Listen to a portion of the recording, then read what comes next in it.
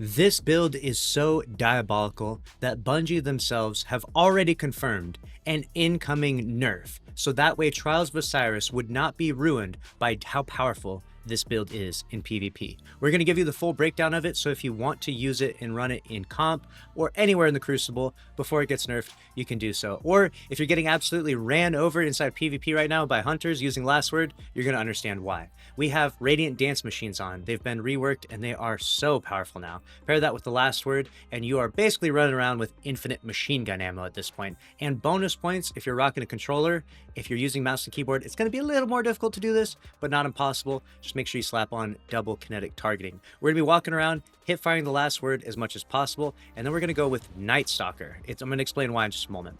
First, you have Spectral Blades, and you're going to want Marksman Dodge. That's going to reload your weapon, and you're going to get infinite dodges, so you'll be able to infinitely reload your Last Word over and over and over again, also proccing invisibility, and we'll get to that in just a moment. That's from Vanishing Step. Dodging makes you invisible. Now we're on to the next part, which is On the Prowl. This is the new Void aspect for hunters, and it's very powerful, all right? Entering invisibility marks a nearby combatant as a priority target for you.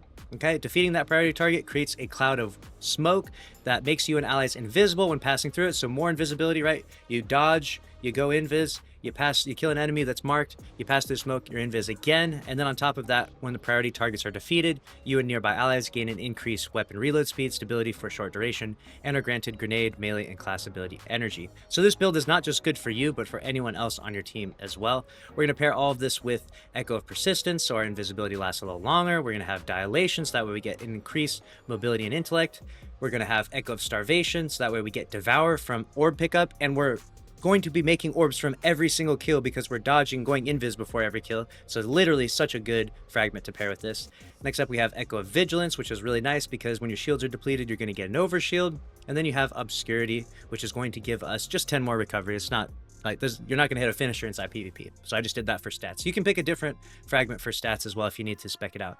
But really the stats don't matter a whole lot because with this, you just have infinite class ability at all times. So what you're going to be doing is walking around with those Radiant Dance Machines, getting kills, and it just keeps stacking class abilities over and over again.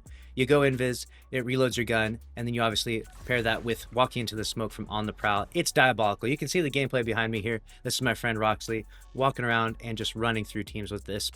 This build is so powerful. Like I said, Bungie will be nerfing it before Trials comes out. DMG, the community manager for Bungie, has already confirmed that this will happen. So have fun while it lasts, and make sure to subscribe, follow, save that video for me. I'll see you in the next one. Thanks for watching. Later.